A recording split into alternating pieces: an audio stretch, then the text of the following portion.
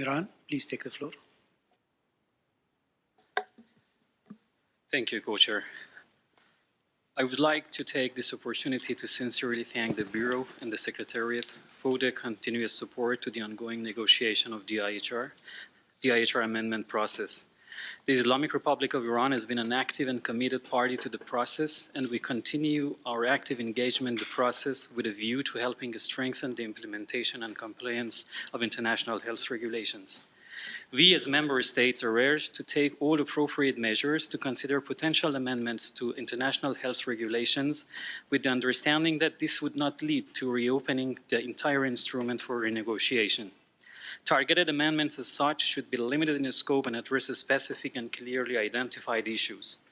This approach requires precision and legal validity, whereby all amendments shall comply with the pre-existing legal framework. At the moment, over 300 amendments are being negotiated at the WGIHR. None of them is proposed by the Islamic Republic of Iran. While we believe that the existing regulations are amply enabling for addressing the public health concerns, we join the process to consider the targeted amendments of IHR. The scope of the proposed changes to IHR in this process is significant. A number of the proposed amendments to IHR may considerably extend the state's obligation in several aspects and might change the legal nature of the instrument at the end of the amendment process. Some of the proposed changes would require the exhaustion of constitutional processes and legislative scrutiny at the national level. It's important for us to make sure that nothing in the process would compromise the national ownership and leadership of the state parties in health matters. Due to these factors, namely multiplicity of the reopened items for renegotiations, multisectoral nature of examination of the amendments at the national level, and the significant legal consequences of the proposed amendments, we believe that the fast-track acceptance procedure and the shortened time frame for reviewing amendments would not be viable path. Sufficient time is needed to review the amendment properly and make informed decision on whether to accept or reject them.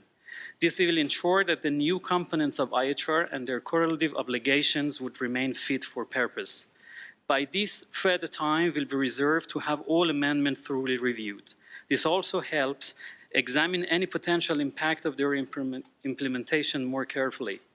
Having had this concern in mind, the Islamic Republic of Iran officially notified World Health Organization of its decision to reject the amendments to Articles 55, 59, 61, 62, and 63 of International Health Regulation as referred in Resolution WHA 75.12 dated 28 May 2022, entitled Amendments to International Health Regulation 2005. This decision was only of procedural nature to oppose the amendments proposing of reducing the time frame for rejection and entry into force of new components, and will have no effect indeed on our time-honored commitment to implement the substantive provisions of IHR. Thank you.